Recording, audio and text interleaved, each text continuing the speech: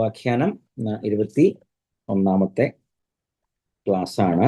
നമ്മുടെ 6ാമത്തെ അധ്യായത്തിലെ 28ാമത് ശ്ലോകം വരെയാണ് നമ്മൾ എത്തി നിൽക്കുന്നത്.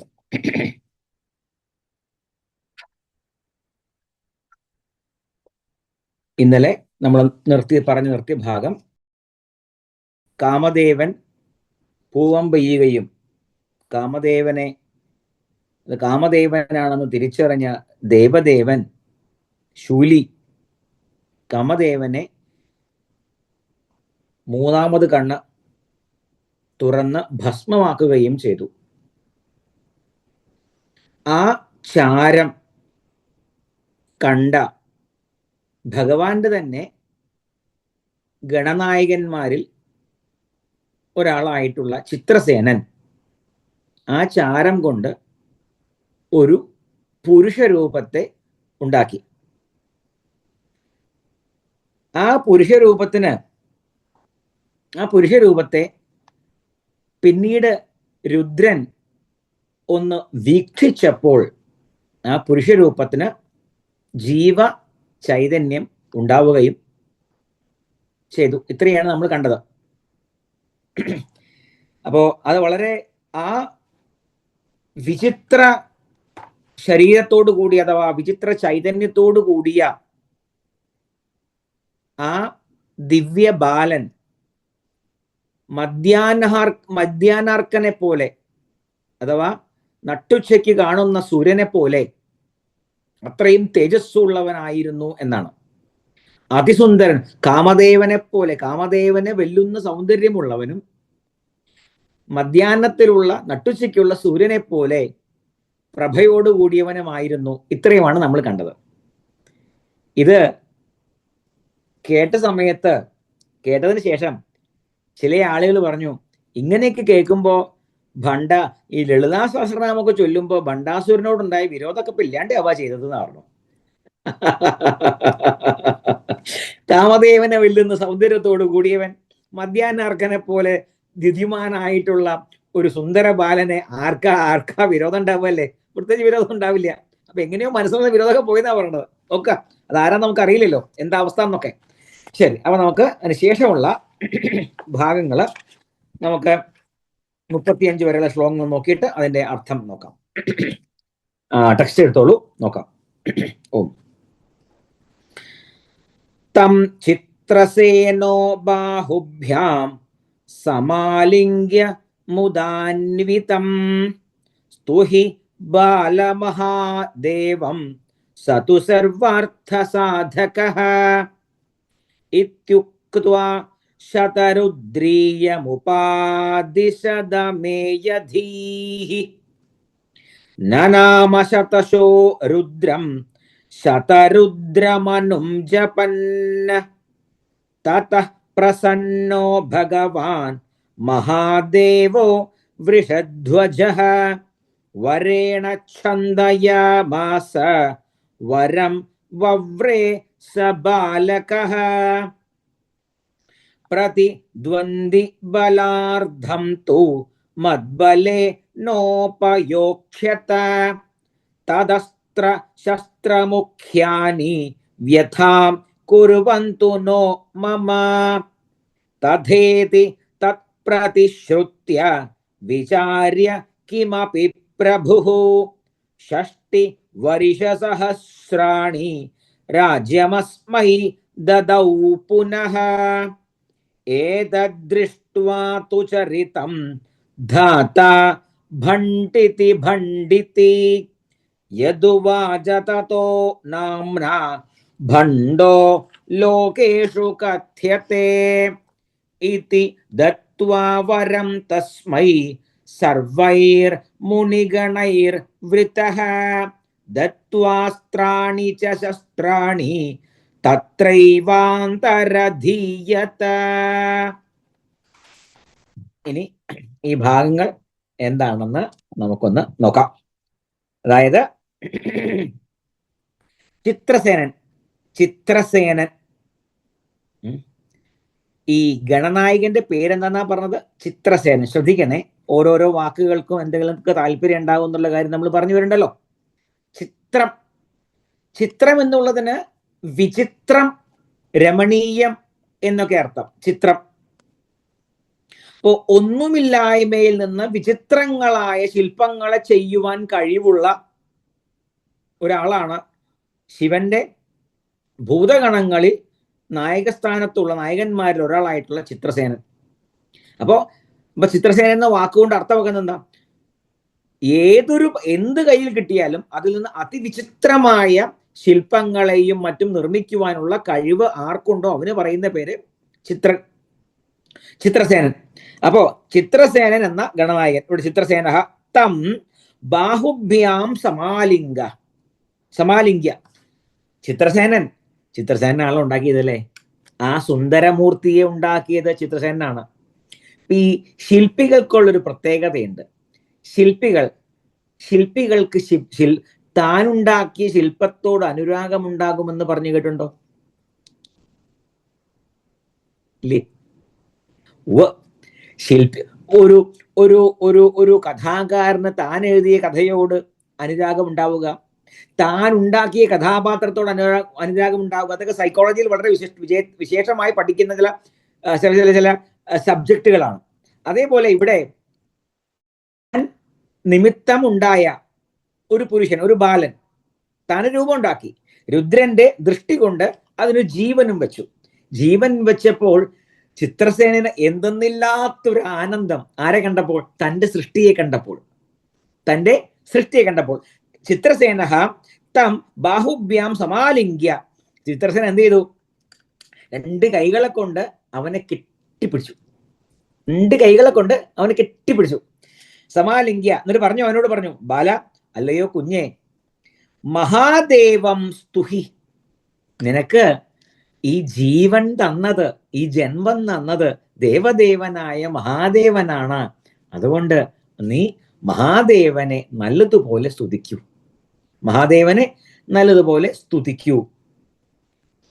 ശ്രദ്ധിക്കുക. അപ്പൊ മഹാദേവനെ സ്തുതിക്കൂ എന്ന് പറഞ്ഞാൽ ജീവൻ തന്നു, അതുകൊണ്ട് എൻ്റെ ഭഗവാനെ എന്ന് പറഞ്ഞ കുറേ പേര് വിളിച്ച് ഭഗവാനെ പുകഴ്ത്തു എന്നാണോ ഈ പറഞ്ഞത്? Oh my dear, please do realise who Mahadeva is എന്നിവിടെ അർത്ഥം. എൻ്റെ കുഞ്ഞെ, നിനക്ക് ജന്മം തന്ന നിന്റെ ദേവദേവനായ മഹാദേവനെ സ്തുതികളിലൂടെ സ്തുതിച്ചുകൊണ്ട് അറിയൂ. സ്തുതിച്ചാൽ മാത്രമേ അറിവ് ലഭിക്കൂ. ഇത് വൈദികമായ ഒരു കാഴ്ചപ്പാടാണ്. വേദങ്ങളെല്ലാം സ്തുതികളാണ്. സ്തുതിച്ചാൽ മാത്രമേ ജ്ഞാനം ഉദിക്കുകയുള്ളൂ. സ്തുതിയാണ് ജ്ഞാനം. സ്തുതിച്ചാൽ ജ്ഞാനം ഉദിക്കുകയുമുള്ളൂ, ജ്ഞാനം വളരുകയുമുള്ളൂ.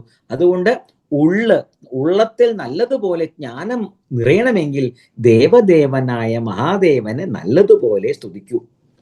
പക്ഷെ ഒന്നും അറിയാത്ത ഈ ബാലൻ എങ്ങനെയപ്പോ ദേവനെ സ്തുതിക്കേണ്ടത്? ഈ കുഞ്ഞിനെ വല്ലതും അറിയോ? ഈ സുന്ദരമൂർത്തിക്ക് ഇപ്പൊ ഒന്നും അറിയില്ല. ഞാൻ ഈ സുന്ദരമൂർത്തി എന്നൊക്കെ പറയുമ്പോൾ ഭഗവതിയുടെ ഭക്തന്മാരായ നിങ്ങൾക്ക് അത്രയൊന്നും ഇഷ്ടപ്പെടുന്നുണ്ടാവില്ല എന്ന് എനിക്കറിയാം. പക്ഷെ ഇപ്പൊ നിലവിൽ അയാൾ സുന്ദരരൂപനാണല്ലോ, ഒരു ബാലനാണല്ലോ, ഒരു തെറ്റും ചെയ്തിട്ടില്ല. അപ്പോ ഒരു തെറ്റും ചെയ്യാത്ത സ്ഥിതിക്ക് നമുക്ക് അയാളെ കുറ്റം പറയാൻ വയ്യല്ലോ. അതുകൊണ്ട് സുന്ദരരൂപനായിട്ടുള്ള കുഞ്ഞിനോട് ചിത്രൻ പറഞ്ഞു, കുഞ്ഞെ, നീ ദേവദേവനായ മഹാദേവനെ സ്തുതിക്കൂ. ശരി, അപ്പൊ എന്തായാലും തന്റെ നിർമ്മാതാവ് പറഞ്ഞല്ലേ, ചെയ്യാം. ശരി, എന്നിട്ട് പറയാണ്, സഹ തു സർവാർത്ഥ സാധക. എല്ലാ അർത്ഥങ്ങളെയും എല്ലാം സാധിപ്പിച്ചു തരുന്നവനാണ് ദേവദേവൻ.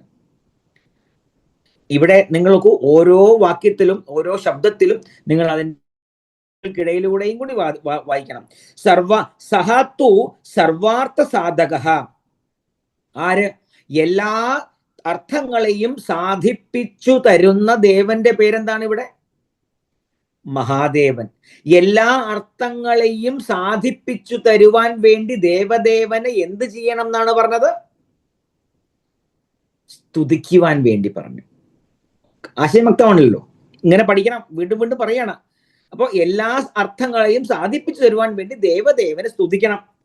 ശരി, ഇത്യുക്ത്വ ഇങ്ങനെ പറഞ്ഞിട്ട് അമേയധീഹി, അതായത് അളക്കാനാവാത്ത ബുദ്ധിയോടുകൂടിയവൻ. അമേയധീഹി ചിത്രസേനന്റെ വിശേഷണമാണ് അമേയധീഹി. അതായത് ആചാര്യന്മാർ ഇങ്ങനെയാവണം എന്നാ പറയാ. അളക്കാനാവാത്ത മേധയോടുകൂടിയവരായിരിക്കണം ആചാര്യന്മാരെന്നാണ് പറയാ. ഇതൊക്കെ ത്രേതായുഗത്തിലോ അല്ലെങ്കിൽ ദ്വാപരയുഗത്തിലുള്ള ആചാര്യന്മാരെ കുറിച്ചാണ് പറഞ്ഞിട്ടുള്ളത്. ശരി, ഇപ്പോഴൊക്കെ അല്പവിഭാഗന്മാരൊക്കെയാണ്. ആവട്ടെ. അപ്പൊ പറഞ്ഞു വന്നത്, അമേയധീയായിട്ടുള്ള ചിത്രസേനൻ എന്താ ചെയ്തത്? ഇങ്ങനെ പറഞ്ഞിട്ട് ശതരുദ്രീയം ഉപാദിശത്. ആ സുന്ദരരൂപനായ ബാലന് അമേയധീയ അളക്കാനാവാത്ത ബുദ്ധിയോടുകൂടിയ ചിത്രസേനൻ എന്ന ശിവന്റെ ദേവഗണങ്ങൾ അല്ലെങ്കിൽ ഗണനായകൻ സാക്ഷാൽ ശ്രീരുദ്രം ഉപദേശിച്ചു. എന്തുപദേശിച്ചു? ശ്രീരുദ്രം ഉപദേശിച്ചു. ശതരുദ്രീയം ഉപദേശിച്ചു. ശതരുദ്രീയം എന്നുള്ളത് വേദം പഠിക്കാത്തവർ അല്ലെങ്കിൽ വേദം വലിയ പരിചയമില്ലാത്ത ആളുകളോ കേൾക്കാൻ വേണ്ടി പറയാണ്. ഇതിനു മുമ്പും ശതരുദ്രീയം എന്നുള്ളത് നമ്മൾ ചർച്ച ചെയ്തിട്ടുണ്ട്, അപ്പോഴും പറഞ്ഞിരുന്നു. എന്നാൽ ഒന്നുകൂടി പറയാണ്. അതായത് യജുർവേദത്തിൽ സാക്ഷാൽ രുദ്രനെ സ്തുതിക്കുന്ന വിശേഷമായ ഒരു ഭാഗമുണ്ട്. അത് ശുക്ല യജുർവേദത്തിലുണ്ട്, കൃഷ്ണ യജുർവേദത്തിലുണ്ട്. അതിന് പറയുന്ന ആ മന്ത്രങ്ങൾക്ക് പറയുന്ന പേരാണ് ശ്രീരുദ്രം. ഇതിന് 2 ഭാഗങ്ങളുണ്ട്. ഒന്ന് നമകം എന്ന് നമ എന്ന് തുടങ്ങുന്ന നമകം എന്ന 11 അനുവാകങ്ങളും ചമേ ചമേ ചമേ ചമേ എന്ന് പറയുന്ന 11 അനുവാകങ്ങളോടുകൂടിയ ചമക മന്ത്രങ്ങളും.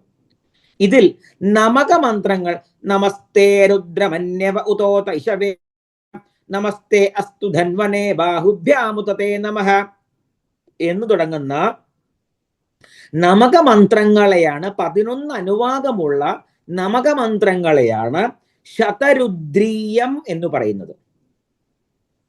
ചമകമന്ത്രങ്ങളെയല്ല, നമകമന്ത്രങ്ങളെയാണ് ശതരുദ്രീയം എന്ന് പറയുന്നത്. ശരി, അപ്പോ ഇവിടെ അത് ശിവനെ അഥവാ രുദ്രനെ പ്രീതിപ്പെടുത്തുവാൻ നോക്കൂ, ആലോചിക്കൂ. എന്താ പറഞ്ഞത്? ദേവദേവനായ മഹാദേവൻ, ആ ദേവദേവനെ നല്ലതുപോലെ സ്തുതിച്ചാൽ ആ ദേവൻ എല്ലാ അർത്ഥങ്ങളെയും സാധിപ്പിച്ചു തരുന്നതാണ്. അതുകൊണ്ട് നീ സ്തുതിക്കൂ എന്ന് പറഞ്ഞു. അപ്പോ എനിക്ക് സ്തുതിക്കാൻ അറിയില്ലല്ലോ എന്ന് പറഞ്ഞില്ല ആര്? ഈ ബാലൻ. അപ്പോ എന്തു ചൊല്ലി സ്തുതിച്ചാൽ എല്ലാ അർത്ഥങ്ങളും സാധിക്കും എന്ന കാര്യം അമേയധീയായ ആർക്കറിയാം? ചിത്രസേനൻ അറിയാം. അതുകൊണ്ട് ഗുരുവായ ചിത്രസേനൻ ശതരുദ്രീയം ഉപദേശിച്ചു. കിട്ടി? വ്യക്തമായി? ശതരുദ്രീയം ഉപദേശിച്ചു. അപ്പോ ഒരു കാര്യം നമുക്ക് ഇവിടെ വ്യക്തമായി. ശതരുദ്രീയം നല്ലതുപോലെ വേണ്ടം വണ്ണം ഉപദേശം ലഭിച്ചിട്ടുള്ള ശതരുദ്രീയ ജപം, ശിവപ്രീതിക്ക് അതിനെ ഞാൻ പറഞ്ഞിട്ടുള്ളതല്ല, ഇതിലുള്ള കാര്യം ഞാൻ വായിച്ചെടുക്കുക മാത്രമാണ് ചെയ്തിട്ടുള്ളത്. നിങ്ങൾക്ക് വേണ്ടി വായിച്ചു മാത്രം. ശരി, അപ്പോ ശതരുദ്രീയം ഉപദേശിച്ചു. സഹ ശതരുദ്രം അനും ജപൻ. ശതരുദ്രീയത്തെ എന്ത് ചെയ്തു? അനുജപം ചെയ്തു. ശതരുദ്രീയത്തെ അനുജപം ചെയ്തു. അനുജപം എന്ന് പറഞ്ഞാൽ ജപത്തെ പിന്തുടർന്ന് ജപിക്കുന്നതിന് പറയുന്ന പേരാണ് അനുജപം. അനുജപം. ഇപ്പോ നിങ്ങളുടെയൊക്കെ നാട്ടിലെ വല്ല ക്ഷേത്രങ്ങളിലൊക്കെ ഇപ്പോ ചണ്ഡികാ ഹോമം അങ്ങനെയൊക്കെ കണ്ടിട്ടും കേട്ടിട്ടൊക്കെ ഉണ്ടാവില്ലേ? ചണ്ഡികാ ഹോമം. ഇനി അതൊന്നും പോട്ടെ, ചണ്ഡികാ ഹോമം ഒന്നും ഇല്ലേ പോട്ടെ. സുഹൃതഹോമം എന്ന് കേട്ടിട്ടുണ്ടോ? സുഹൃതഹോമം എന്തായാലും വിരോധമില്ല. അപ്പോ ഈ ക്ഷേത്രങ്ങളിലൊക്കെ അല്ലെങ്കിൽ ഈ സുഹൃതഹോമൊക്കെ ചെയ്യുമ്പോൾ, സുഹൃതഹോമം എന്ന് പറഞ്ഞാൽ ഗായത്രി യജ്ഞാണ്. അപ്പോൾ സുഹൃതഹോമം ചെയ്യുമ്പോൾ ചില ക്ഷേത്രങ്ങളിലൊക്കെ വലിയ പ്രയാസങ്ങൾക്ക് പരിഹാരമായിട്ട് നിർദ്ദേശിക്കുന്നതാണ് സുഹൃതഹോമൊക്കെ. അപ്പൊ സുഹൃതഹോമം സാധാരണ 24,000 ചെയ്യാറ്. അപ്പൊ 24,000 ചെയ്യുമ്പോൾ അപ്പൊ ഇവിടെ ഇരുന്ന് കുറച്ച് ഋത്വിക്കുകൾ, കുറച്ച് ബ്രാഹ്മണന്മാർ ഇരുന്ന് ഹോമം ചെയ്തുകൊണ്ടിരിക്കുമ്പോൾ അതിന്റെ പ്രഭാവം കൂട്ടാൻ സംഖ്യ ജപിക്കൂ, എത്ര സംഖ്യ ഹോമിക്കുന്നുവോ അത്രയും സംഖ്യ തൊട്ടപ്പുറത്തിരുന്ന, എത്ര പേര് ഹോമിക്കുന്നുവോ അത്രയും സംഖ്യ ആളുകൾ തൊട്ടപ്പുറത്തിരുന്ന് ജപിക്കും. ആ ജപത്തിന് പറയുന്ന പേര് അനുജപം എന്നാണ്. അനുജപം. ജപത്തെ പിന്തുടർന്ന് ജപിക്കുന്നുള്ള, പിന്തുടർന്ന് ജപിക്കുക. മനസ്സിലായി? ഒരു ഭാവമാറ്റം ഇല്ലാണ്ടിരിക്കുന്ന ആൾക്കാരാട്ടോ നിങ്ങളൊക്കെ, സമ്മതിക്കണം. ശരി. ഇവിടെ ഒരുത്തൻ അഭിനയിച്ചും കൈയും കാലും കലാശമൊക്കെ കാട്ടിയിട്ടൊക്കെ എന്തൊക്കെയാ ചെയ്യേണ്ടതെന്ന് അറിയാണ്ട് ഇത് പറയുകയാണ്. വല്ല മുഖത്ത് വല്ല രസവും വ്യത്യാസവും ഉണ്ടാവും. ആവട്ടെ, ശരി. അപ്പൊ ഞാൻ പറഞ്ഞു വന്നത് അനുജപം ചെയ്തു. അപ്പൊ അനുജപം, ഇവിടെ അനുജപം ചെയ്തു എന്ന് പറയാൻ കാരണം എന്താ? ആരോ ജപിച്ചത് കേട്ട് ജപിക്കുകയാണ് ചെയ്തത്. അപ്പോ ചിത്രസേനൻ ജപിച്ചു, ചിത്രസേനനെ കേട്ട് ഈ ബാലൻ ജപിച്ചു. അതുകൊണ്ട് അനുജപം ചെയ്തു. വ്യക്തമായി? കാരണം ഇത് ആദ്യത്തെ ഉപദേശമാണ്. ഇതിനു മുമ്പ് ഇയാൾക്ക് ഈ കുഞ്ഞിനെ അറിയോ എന്താ ശതരുദ്രി എന്ന്? അറിയില്ല. ശരി. എന്നിട്ട് എന്താ ചെയ്തത്? ശതശഃ രുദ്രം നാമ.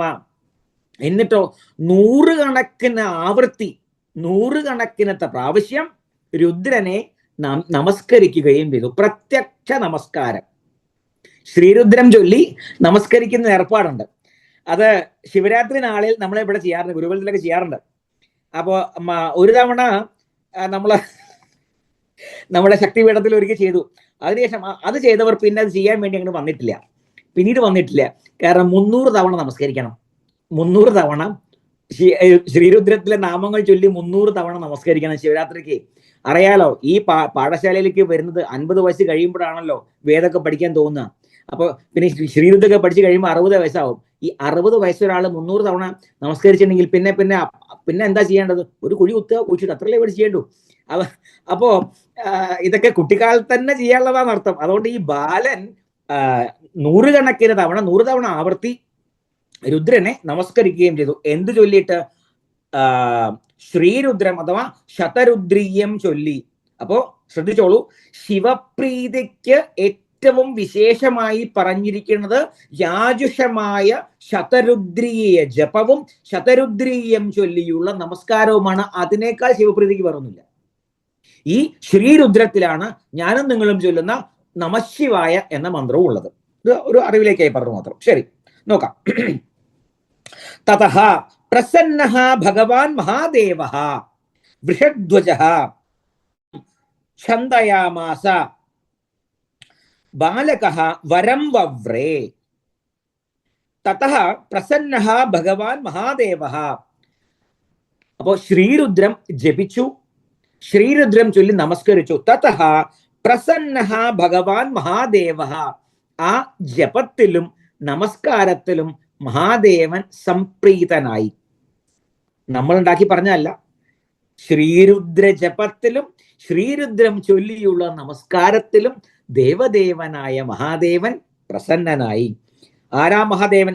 വൃഷധ്വജഃ. വൃഷധ്വജഃ, വൃഷധ്വജം എന്നല്ല പറഞ്ഞല്ലോ, മകരധ്വജം എന്ന് പറഞ്ഞത്. ശരി, അത് കഴിഞ്ഞിട്ട് കുറെ മെസ്സേജൊക്കെ എനിക്ക് വന്നു കേട്ടോ. ആവട്ടെ. അതായത് വൃഷം എന്ന് പറഞ്ഞാൽ അറിയാലോ, കാളയ്ക്കാണ് വൃഷം എന്ന് പറയാ.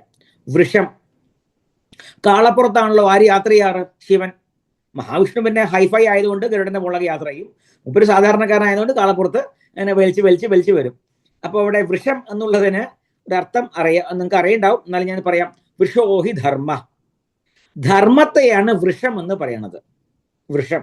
അപ്പോൾ ദേവദേവനായ മഹാദേവൻ എന്തിന്റെ പുറത്ത് കയറിയിട്ടാണ് യാത്ര ചെയ്യുന്നത്? കാളോ അതോ ധർമ്മത്തിന്റെ പുറത്തോ? മനസ്സിലായി? അപ്പൊ ധർമ്മമാണ് മഹാദേവന്റെ വാഹനം. ധർമ്മമാണ് മഹാദേവന്റെ വാഹനം. ശരി, അപ്പൊ വൃഷധ്വജനായ ഭഗവാൻ തം വരേണ ഛന്ദയാമാസ വരം ബാലകഃ വരം വവ്രേ. അതായത് സംപ്രീതനായിട്ട് ആ ബാലനോട് പറഞ്ഞു, എൻ്റെ കുഞ്ഞെ, ഞാൻ നിന്റെ ഈ തപസ്സിൽ സംപ്രീതനായിരിക്കുന്നു, നിനക്ക് ഇഷ്ടമുള്ള വരം ചോദിച്ചോളൂ. അപ്പൊ ആ ബാലൻ എന്ത് ചെയ്തു? തനിക്ക് വേണ്ട വരങ്ങൾ ചോദിക്കുകയും ചെയ്തു. ഒരു ബാലനാണ് എന്ന് ആലോചിക്കണം. ശരി, എന്താ ആദ്യത്തെ വരം? ഇതെങ്ങനെയാ ഇങ്ങനെയൊക്കെ ഒരു ബുദ്ധി വരുന്നതാണ് ആള് മനസ്സിലാക്കേണ്ടത്. പ്രതിദ്വന്ദ്ി ബലാർദ്ധം തു ബലാർദ്ധം മദ്ബലേന ഉപയോക്ഷ്യഥ. ഇതേ വരം രാമായണത്തിൽ ഒരാൾ ചോദിക്കുന്നുണ്ട്. ഇത് രാമായണ മാസം കൂടിയാണല്ലോ.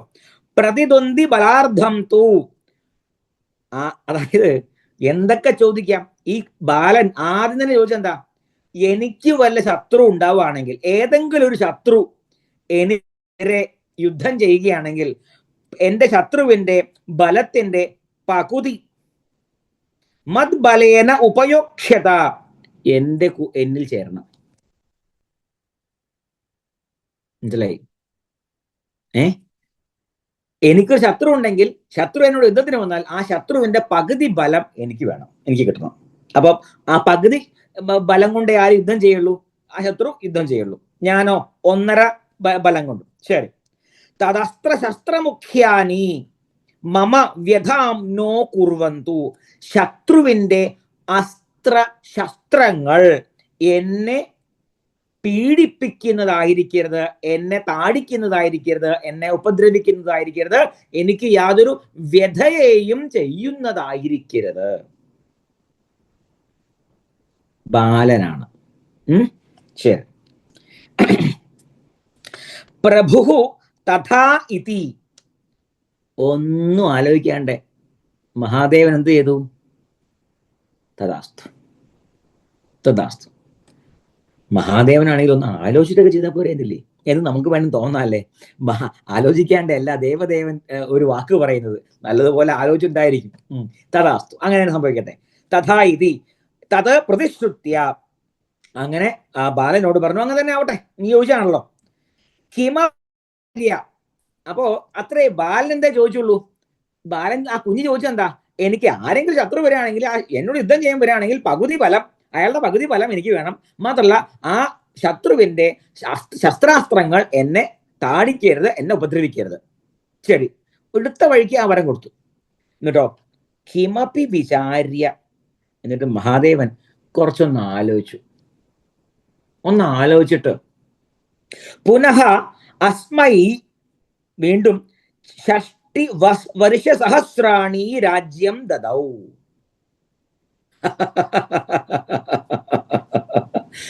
ആകെ ചോദിച്ച് ബലം വേണമെന്നാണ്, ശത്രുക്കൾ എന്നെ ഉപദ്രവിക്കരുത് എന്നാണ്.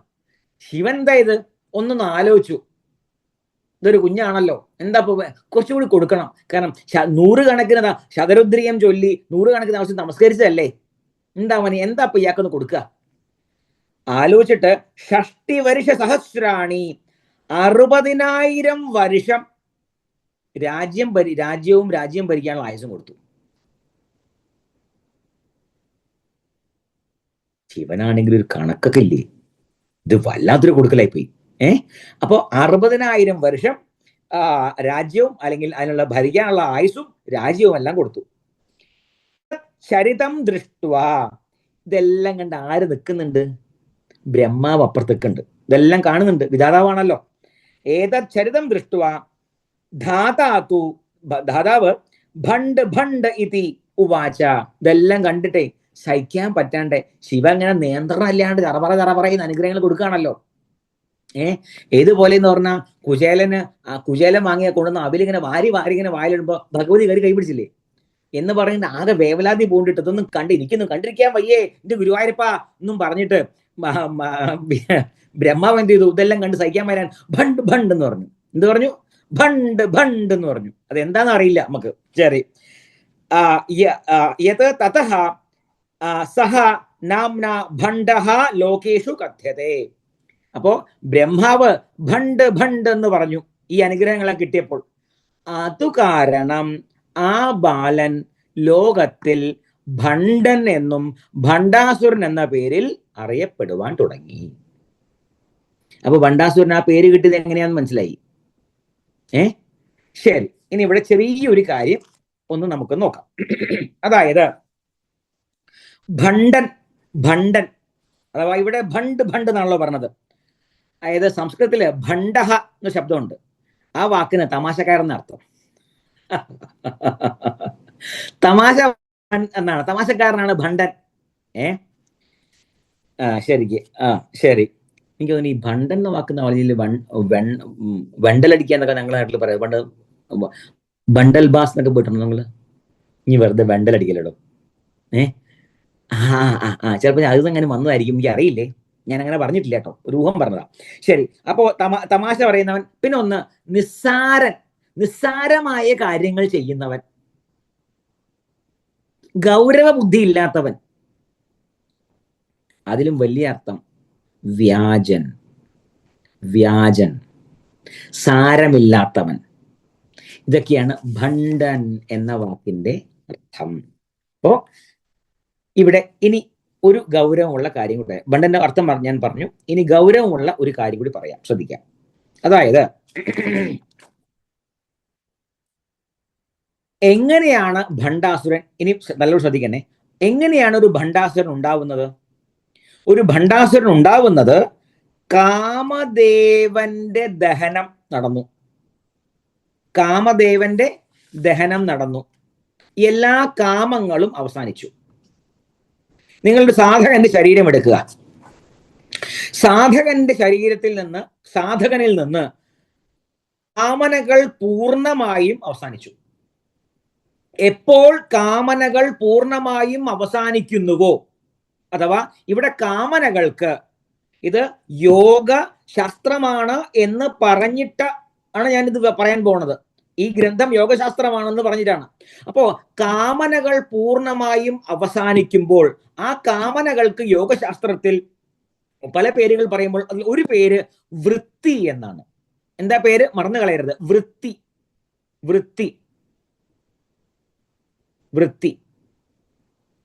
5 തരത്തിലുള്ള വൃത്തികളെ കുറിച്ച് യോഗദർശനം പറയും. അപ്പോ ഈ വൃത്തികൾ കാമനയുമായും കാമവുമായും ബന്ധപ്പെട്ട് കിടക്കുന്നതാണ്. അപ്പോ ഒരു യോഗം ഉറയ്ക്കണമെങ്കിൽ അവനിലെ വൃത്തികൾ കെട്ടുപോകണം. അപ്പോൾ വൃത്തി കെട്ടവൻ എന്നുള്ളതൊരു മോശം വാക്കല്ല, നല്ല വാക്കാണ്. എടാ വൃത്തി കെട്ടവനെ എന്ന് പറഞ്ഞാൽ എടോ യോഗി എന്നാണ് ഈ വിളിച്ചത്. യോഗിയുടെ പേരാണ് വൃത്തി. വൃത്തിയെല്ലാം കെട്ടവൻ, ഇല്ലാതായവൻ എന്നർത്ഥം. അതൊരു മോശം വാക്കല്ല കേട്ടോ. ശരി. ശരി. അപ്പോ പറഞ്ഞു വന്നത്, ഈ വൃത്തികളെല്ലാം ഇല്ലാതായി, കാമം ഇല്ലാതാകുമ്പോഴാണ് വൃത്തികൾ ഇല്ലാതാവുന്നത്. അപ്പോൾ എന്തില്ല, പിന്നെ മനോവ്യാപാരങ്ങളും ചിത്തവ്യാപാരങ്ങളും ഒന്നുമില്ല. അപ്പോൾ എപ്പോഴാണോ വൃത്തികൾ ഇല്ലാതാകുന്നത്, വൃത്തികൾ പരിപൂർണമായി ഇല്ലാതാകുന്നത്, ആ അവസ്ഥയിൽ യോഗി നേടിയെടുക്കുന്ന ഒരു ഏകാഗ്രതയുണ്ട്. ആ ഏകാഗ്രതയുടെ ഫലമായി യോഗി നേടുന്ന സമാധിക്ക് പറയുന്ന പേര് സബീജ സമാധി എന്നാണ്. സബീജ സമാധി അഥവാ സവിതർക്ക സമാധി, സവിചാര സമാധി എന്നൊക്കെ പറയും. അപ്പോ ഇവിടെ ഇത്രയും മനസ്സിലാക്കിയാൽ മതി. സബീജ സമാധി എന്നാണ് പറയുക. അത് യോഗത്തിന്റെ വളരെ അത്യുന്നതമായ, ഏറ്റവും ഉന്നതം എന്നല്ല പറഞ്ഞത്, അത്യുന്നതമായ ഒരു അവസ്ഥയാണ്, വളരെ ഉന്നതമായ ഒരു അവസ്ഥയാണ് സബീജ സമാധി.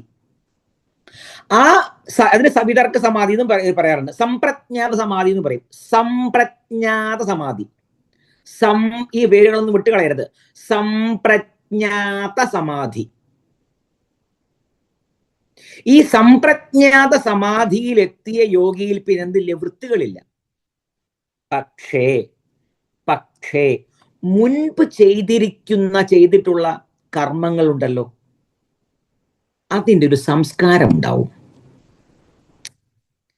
ഇപ്പോ അതായത് ഗായത്രി ഗുരുകുലത്തിൽ വന്ന് വേദമൊക്കെ പഠിച്ചപ്പോ ഗായത്രിയൊക്കെ ജപിക്കുന്നുണ്ട്, വലിയ നീട്ടി വരച്ച് കുറെയൊക്കെ വരയ്ക്കുന്നുണ്ട്, ഗംഭീരനാണ്. ഇപ്പൊ ഒക്കെ നല്ല നടപ്പാണ്. 2 കൊല്ലം മുമ്പ് എന്തായിരുന്നു, കുടിച്ച് ബോധമില്ലാണ്ട് ചാലി കിടക്കുന്ന, ഇപ്പൊ നീട്ടി കുരി വരയ്ക്കാനാണ്. ഇപ്പൊ ആരാ? ഇപ്പൊ എന്തില്ല, ഇപ്പൊ ദോഷങ്ങളൊന്നുമില്ല, ഇപ്പൊ സമാധിസ്ഥനാണ് എന്ന് വെച്ച് 2 കൊല്ലം മുമ്പ് കുടിച്ച് കള്ളല്ലാണ്ടാവുമോ? അതിന്റെ ഒരു സംസ്കാരം ഇദ്ദേഹത്തിൽ ഇല്ലാണ്ടാവുമോ? അതവിടെ ഉണ്ടാവുമോ ഇല്ലയോ? അതുണ്ടാവും. അന്ന് ചെയ്ത കർമ്മങ്ങളുടെയൊക്കെ ഗുണവും ഫലവും ഒക്കെ ഉണ്ടാവാണ്ടിരിക്കോ? കിട്ടാണ്ടിരിക്കുന്നില്ല. അതൊന്നും പോവില്ല. 10 കൊല്ലം മുമ്പ് കള്ളനായ സമയത്ത് ചെയ്ത മോഷണം ഇപ്പൊ യോഗി എന്ന് പറഞ്ഞിട്ട് മറ്റേ ഇന്ത്യൻ പീനൽ കോഡ് അയാളെ വെറുതെ വിടുമോ? ഒന്നുമില്ല. ഈശ്വരന്റെ നിയമം അതുപോലെ തന്നെയാണ്. അപ്പോ ഏതായാലും അന്ന് ചെയ്ത കർമ്മങ്ങളുടെ സംസ്കാരം ഇന്നുണ്ട്. ആ സംസ്കാരങ്ങളുടെ ഫലമായിട്ടുള്ള അവിദ്യയുമുണ്ട്.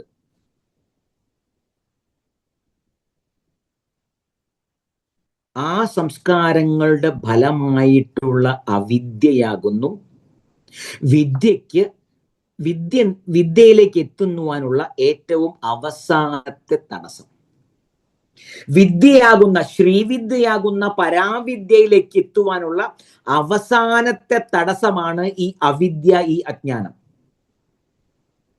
ആ അവിദ്യയുടെയും അജ്ഞാനത്തിന്റെയും അഥവാ ആ മിഥ്യയുടെയും പേരാകുന്നു ഇവിടെ ഭണ്ഡൻ അഥവാ ഭണ്ഡാസുരൻ.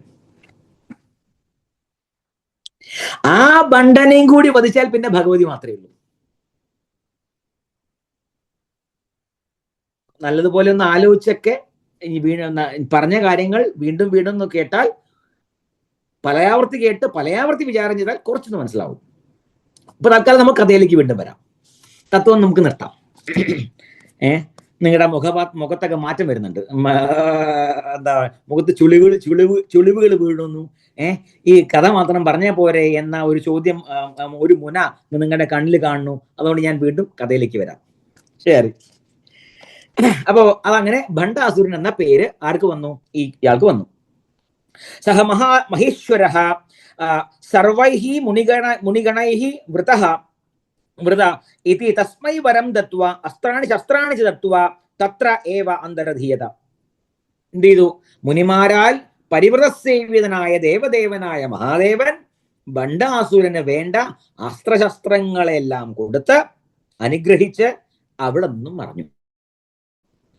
മൂപ്പര് ചെയ്യേണ്ടതൊക്കെ ചെയ്ത് മൂപ്പരും എല്ലാം അവിടെ നിന്ന് പോയി. ബാക്കിയുള്ളവർക്ക് ബുദ്ധിമുട്ട് മുഴുവൻ. അപ്പോ ഈ അവിദ്യാദികളാകുന്ന അസുരന്മാരെ വളർത്തുന്നതും ആരാണ്? ദേവദേവൻ തന്നെയാണ്. സൗന്ദര്യലഹരിയുടെ വ്യാഖ്യാനത്തിൽ പറയും, അതായത് വഞ്ചിക്കുവാൻ വേണ്ടി മഹാദേവൻ ഉണ്ടാക്കിയ 64 കലകളെ കുറിച്ച് പറയാറുണ്ട്. എന്നാ പിന്നെ രക്ഷിക്കാൻ വേണ്ടി ഉണ്ടാക്കി ഇവിടെ ഉണ്ട്, അതുണ്ട്. രക്ഷിക്കാൻ വേണ്ടി ഭഗവതിയെ തന്നു, വഞ്ചിക്കാൻ വേണ്ടിയിട്ട് 64 കലകളിൽ തന്നു. നിങ്ങൾക്ക് തീരുമാനിക്കാൻ എന്താ വേണ്ടെന്നുള്ളത്. അപ്പോ ഇതിന്റെ എല്ലാ അടിസ്ഥാനം പാരാ? സർവം ശിവമയം. ശിവമല്ലാതെ മറ്റൊന്നില്ല. അപ്പോ ഭണ്ഡനെ ഉണ്ടാക്കുന്നതും ശിവനാണ്. ഭണ്ഡനെ അഴിക്കുവാനുള്ള ദേവിയെ നൽകുന്നതും ശിവനാണ്. ശരി. അപ്പൊ ഇവിടെ ഇതോടുകൂടി നമുക്ക് ഇവിടെ 6ാമത്തെ അധ്യായം അവസാനിക്കുകയാണ്. സമയം കണ്ടല്ലോ? സമയമുണ്ട്, ആയിട്ടില്ല. ഇത് ശ്രീ ബ്രഹ്മാണ്ഡ മഹാപുരാണേ ഉത്തരഖണ്ഡേ ഹയഗ്രീവാംഗസ സംവാദേ ശ്രീ ലളിതോപാഖ്യാനെ ഭണ്ഡാസുരോത്പത്തി കഥനം നാമ 6ാധ്യായ. ഇങ്ങനെ ഇവിടെ ഭണ്ഡാസുരന്റെ ഉൽപ്പത്തിയെ കുറിച്ച് പഠിപ്പിക്കുന്ന 6ാമത്തെ അധ്യായം ഇവിടെ പൂർത്തിയാക്കിയിരിക്കുന്നു. നമുക്ക് 7ാമത്തെ അധ്യായത്തിലേക്ക് പ്രവേശിക്കാമെന്ന് തോന്നുന്നു. 7ാമത്തെ അധ്യായത്തിന്റെ നോട്ട് നിങ്ങളുടെ കയ്യിലുണ്ടോ? ഇപ്പൊ സ്പീഡ് കുറച്ച് കൂടിയോ? ശരി. അപ്പൊ നമുക്ക് 7ാമത്തെ അധ്യായത്തിലേക്ക് പ്രവേശിക്കാം. 7ാമത്തെ അധ്യായം. ഇതിലെ ഭണ്ഡാസുരന്റെ പട്ടാഭിഷേകമൊക്കെയാണ് വിഷയം. അതായത് ഈ ഭണ്ഡാസുരന്റെ പട്ടാഭിഷേകത്തെ കുറിച്ച് വിസ്തരിച്ച് പറയേണ്ടത് എന്താന്ന് പറഞ്ഞാൽ, എന്തൊക്കെ ദ്രവ്യങ്ങൾ കൊണ്ടാണോ ഭണ്ഡാസുരന് പട്ടാഭിഷേകം കിട്ടിയിട്ടുള്ളത്, അതിനേക്കാൾ വെല്ലുന്ന ദ്രവ്യങ്ങളെ കൊണ്ടാണ് ശ്രീഭഗവതിയുടെ പട്ടാഭിഷേകം. അപ്പൊ ശ്രീഭഗവതിയുടെ പട്ടാഭിഷേകം പഠിക്കാൻ പോകുന്ന നമ്മൾക്ക് ആദ്യം അറിയേണ്ടത് എന്താ? നമ്മൾ പാകിസ്ഥാനോട് യുദ്ധത്തിന് പോവുക. നമ്മളെ കയ്യിലുള്ള ഈ ആയുധങ്ങൾ എന്തൊക്കെ വേണം തീരുമാനിക്കണമെങ്കിൽ പാകിസ്ഥാന്റെ കയ്യിലുള്ള ആയുധം എന്തൊക്കെ നമുക്ക് അറിയണ്ടേ ആദ്യം. അപ്പൊ പാകിസ്ഥാന്റെ കയ്യിലുള്ള ആയുധം എന്താണെന്ന് ഇപ്പൊ പറയാൻ പോണത്. മനസ്സിലായില്ലേ? ശരി. 7ാമത്തെ അധ്യായം ഭണ്ഡാസുര പട്ടാഭിഷേകാദി ആണ് വിഷയം. നോക്കാം. ടെക്സ്റ്റ് കയ്യിലെടുത്തോളാം. ഓം രുദ്രകോപാനലാജാതോ യതോ ഭണ്ഡോ മഹാബലഃ തസ്മാത് രൗദ്രസ്വഭാവശ്ച ദാനവശ്ച ഭവത്തതഃ അഥാഗച്ഛൻ മഹാതേജ ശുക്രോ ദൈത്യപുരോഹിതഃ സമായാതോ ദൈതേയാസ്തു മഹാബലാഃ അഥാഹൂയമയം ഭണ്ഡോ ദൈത്യവംശാദി ശില്പിനം നിയുക്തോ ഭൃഗുപുത്രേണ സജഗാദമയം തതഃ യത്ര സ്ഥിത്വാ തു ദൈത്യേന്ദ്രൈ ത്രൈലോക്യം ശാസിതം പുരാ തദ്ഗത്വാ ശോണിതപുരം നിർമ്മാണം കുർവിതീരിതഃ തച്ഛ്രുത്വാ വചനം ശില്പി സഗത്വാ തത്പുരം മഹത് ചക്രേ മരപുരപ്രഖ്യം മനസൈവ ക്ഷണേന തു അഥാഭിഷിക്ത ശുക്രേണ ദൈതേയൈശ്ച മഹാബലൈഃ ശുശുഭേ പരയാ ലക്ഷ്മ്യാ തേജസാ ച സമന്വിതഃ. നോക്കാം. രുദ്രന്റെ അല്ല ഭണ്ഡന്റെ രാജധാനിയാണ് ഇനി വിഷയം. ഹയഗ്രീവൻ പറയാണ്, മഹാബലഃ ഭണ്ഡഃ, മഹാബലശാലിയായ അഥവാ രുദ്രന്റെ അനുഗ്രഹത്തോടുകൂടി മഹാബലശാലിയായ ഭണ്ഡൻ, യതഃ രുദ്രകോപാനലാത് ജാതഃ തസ്മാത് തഥാ രൗദ്രസ്വഭാവഃ ച ദാനവഃ ച അഭവത്.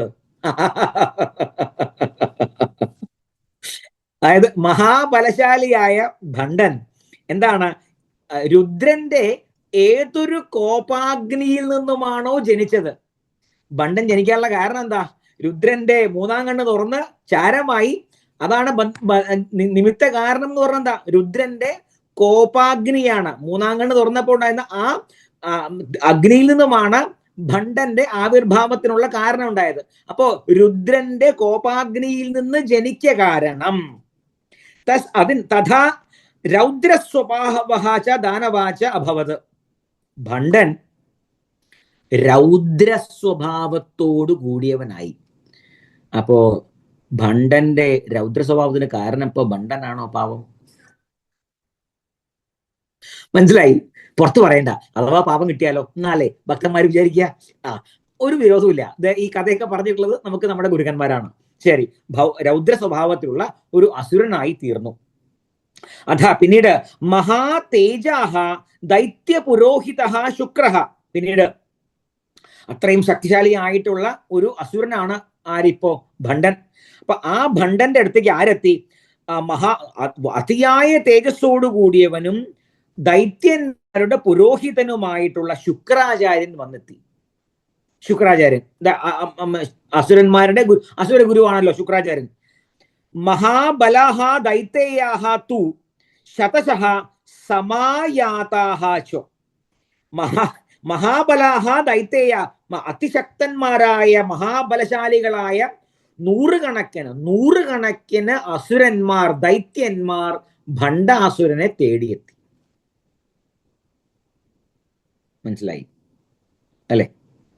ഇപ്പോ ഏതുപോലെ എന്ന് പറഞ്ഞാൽ ഒരു സമരം ഉണ്ടാകുമ്പോൾ ഇപ്പൊ ആരെങ്കിലും ഏതുപോലെ എന്ന് പറഞ്ഞാൽ പണ്ടൊക്കെ ഇപ്പോ ഉണ്ടോ എനിക്ക് അറിയില്ല, ഞങ്ങളുടെ കുട്ടിക്കാലത്ത് അല്ലെങ്കിൽ നമ്മുടെ പോലുള്ളവരുടെ കുട്ടിക്കാലത്ത് അങ്ങനെ പറയാം, സിനിമ ടാക്കീസ്, അന്ന് സിനിമ തിയേറ്റർ അല്ല, സിനിമ ടാക്കീസാ. ടാക്കീസ് എന്നല്ലേ പറയാ, സിനിമ ടാക്കീസ്. വല്ലപ്പോഴും കറണ്ട് പോകും.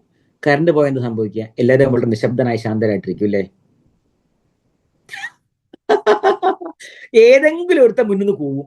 പിന്നെ എല്ലാവരും ഗുർക്കന്മാരാവും. അപ്പുറത്തും ഇപ്പുറത്തും നോക്കി അച്ഛനും അമ്മയും ഇല്ലാന്ന് കണ്ട അമ്മളും കൂവും അല്ലെ?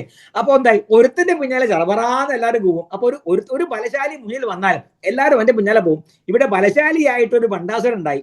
അപ്പൊ ആ ഭണ്ഡാസുരൻ നിരവധിയായ നൂറുകണക്കിന് അസുരന്മാർ ആ ഭണ്ഡാസുരനോടൊപ്പം ചേരാൻ വേണ്ടി ഭണ്ഡാസുരൻ്റെ അടുത്തെത്തി. ഇതിനെ മറ്റൊരു അർത്ഥത്തിൽ നിങ്ങൾ പിന്നീട് പഠിക്കണ്ടാവുന്ന എനിക്ക് തോന്നുന്നത്. നമുക്ക് നോക്കാം. ശരി. എന്നിട്ട് മഹാബലഃ സഹ ഭണ്ഡഃ ഭൃഗുപുത്രേണ നിയുക്തഃ ദൈത്യവംശാദിശില്പിനം മയം ആഹൂയ ജഗാദ. പിന്നീട് എല്ലാ ആൾക്കാരുമായി, ആചാര്യനായി, പുരോഹിതനായി, എല്ലാം ആയി. അങ്ങനെയുള്ള സമയത്ത് ഭണ്ഡാസുരൻ എന്ത് ചെയ്തു? മഹാബലശാലിയായ ഭണ്ഡാസുരൻ, ഈ ശുക്രാചാര്യൻ എന്ന് പറയുന്നത് ഭൃഗു മഹർഷിയുടെ പുത്രനാണ്. നിസ്സാരക്കാരനൊന്നല്ല, സാക്ഷാൽ ഭൃഗുവിന്റെ പുത്രനാണ് ശുക്രാചാര്യൻ. ഈ ശുക്രാചാര്യൻ പക്ഷെ മൂപ്പരുടെ പോർട്ട്ഫോളിയോ എന്തായിരുന്നു? അസുരന്മാർക്ക് ഉപദേശം കൊടുക്കുക എന്നുള്ളതായിരുന്നു. ശരി. അപ്പോ ഈ ഭൃഗുപുത്രനായി നിയുക്തനാക്കപ്പെട്ട ഈ ശുക്രാചാര്യർ എന്ത് ചെയ്തു എന്ന് പറഞ്ഞാൽ ദൈത്യവംശികളുടെ, അതായത് അസുരന്മാരുടെ ശില്പിയായ, അസുരന്മാരുടെ ശില്പിയുടെ പേരറിയാലോ, മയൻ. അസുരന്മാരുടെ ശില്പിയായ മയനെ വിളിച്ചു വരുത്തി. എന്നിട്ട് മയനോട് പറഞ്ഞു, എന്താ പറയണ നോക്കൂ. പുരാ യത്ര സ്ഥിത്വാതു ദൈത്യേന്ദ്രൈഹി ത്രൈലോക്യം ശാസിതും തത് ശോണിതപുരം ഗത്വാ നിർമ്മാണം കുരു ഇതി ഈരിതഃ. അതായത് ആണോ പണ്ട് ആരോടാ പറയണത്? ഇത് പറയണത് മയനോടാണ്. മയൻ എന്ന് പറഞ്ഞാൽ ചരിത്രം പറയുകയാണെങ്കിൽ, അല്ലെങ്കിൽ ശില്പവിദ്യയുടെ ചരിത്രം പറയുകയാണെങ്കിൽ, ഭാരതത്തിലെ ശില്പവിദ്യയുടെ പരമാചാര്യനായിട്ടാണ് മയാചാര്യനെ കണക്കാക്കുന്നത്. മയാചാര്യൻ മോശക്കാരനൊന്നുമല്ല കേട്ടോ. മയാചാര്യൻ ഒരു മോശക്കാരനൊന്നുമല്ല. ഇവിടെ മയന് വേറെ അർത്ഥമൊക്കെ ഉണ്ടാവും, പക്ഷെ മയാചാര്യൻ മോശക്കാരനൊന്നുമല്ല. ശില്പശാസ്ത്രം എന്ന് പറയുന്ന ഒരു മഹാഗ്രന്ഥം രചിച്ചിട്ടുള്ള അത്ഭുതകരനായ ശില്പവിദ്യയുടെ പരമാചാര്യനായിരുന്നു മയാചാര്യൻ. അങ്ങനെയുള്ള മയാചാര്യനെ വിളിച്ചിട്ട് പറയാണ്, പണ്ട് ഈ ദൈത്യന്മാര് എവിടെ ഇരുന്നു കൊണ്ടാണോ 3 ലോകങ്ങളും ഭരിച്ചിരുന്നത്, ആ നഗരമാണല്ലോ ശോണിതപുരം. അപ്പോ ദൈത്യന്മാരുടെ ക്യാപിറ്റൽ, തലസ്ഥാനത്തിന്റെ പേര് നമുക്ക് കിട്ടി. എന്താ പേര് അതിന്റെ? ശോണിതപുരം. അപ്പോ ഹേ ആചാര്യൻ, അങ്ങ് നേരെ ശോണിതപുരത്തിലേക്ക് പോയിട്ട് ബണ്ടന്, നമ്മുടെ രാജാവായ ബണ്ടന് താമസിക്കുവാനുള്ള ഉത്തമമായൊരു നഗരത്തെയും ഉത്തമമായ ഒരു രാജധാനിയെയും കൊട്ടാരത്തെയും നിർമ്മിച്ചാലും എന്ന് ആരോട് പറഞ്ഞു? മയാചാര്യനോട് നിർദ്ദേശിച്ചു. അപ്പൊ മയൻ എന്തായിരുന്നു? ഓടിച്ചെന്ന് അവിടെ ഉണ്ടാക്കണം. അതാണല്ലോ അദ്ദേഹത്തിന് ചെയ്യാനുള്ള പണി. സഹശില്പീത്തു, ആ ശില്പി, തത് വചനം ശ്രുത്വ, ആ വാക്ക് കേട്ടിട്ട് എന്ത് ചെയ്തു? തത്പുരം ഗത്വ, എവിടേക്ക് പോയി? ആ ശോണിതപുരം എന്ന് പറയുന്ന ആ നഗരത്തിലേക്ക് പോയിട്ട് മനസാ ഏവ ക്ഷണേന അമരപുരപ്രഖ്യം പുരം ചക്രേ, അതിശീഘ്രം ശോണിതപുരത്തേക്ക് ചെന്ന്